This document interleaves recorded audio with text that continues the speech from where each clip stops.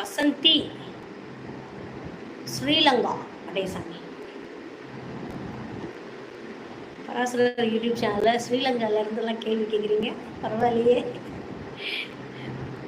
23/10/1994 9:15 PM பிறந்தது வந்து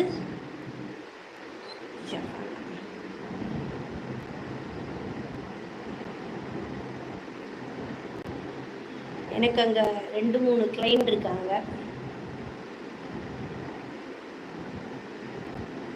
நம்மளை கேட்காம எதுவுமே செய்ய மாட்டாங்க. அந்த மாதிரி ஒரு கிளைண்ட் எல்லாம் ஸ்ரீலங்காவில் இருக்காங்க.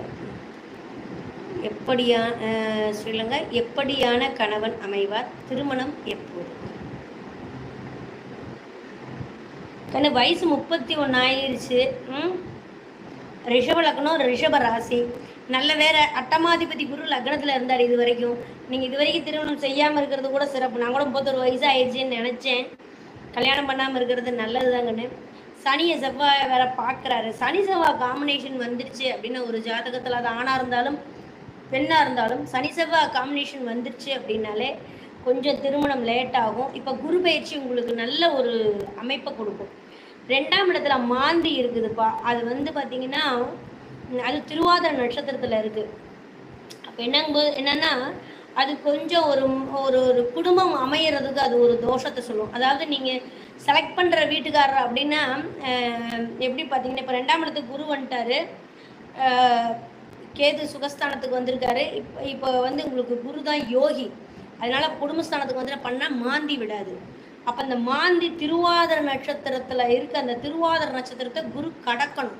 அதுக்கப்புறம் தான் கல்யாணம் பண்ணி வைக்கும். ஓகேங்களா?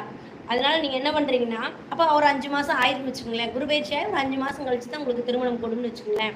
ஆனால் 7ஆம் அதிபதி வேற நீசத்தில் இருக்கார். செவ்வாய் ஒரு நீசமாக இருக்கார். அதனால வந்து பார்த்தீங்கன்னா ஒரு பவளம் போட்டுக்குங்க. 7ஆம் அதிபதி போய் மாரகஸ்தானத்தில் நீசமாகிறது நல்லதல்ல. அது பாதகாதிபதி சாரத்தில். அதனால ஒரு பவளம் ஒன்று ஆட் பண்ணிக்கிட்டிங்கன்னா உங்களுக்கு கணவர் சீக்கிரமாக வந்துடுவார்.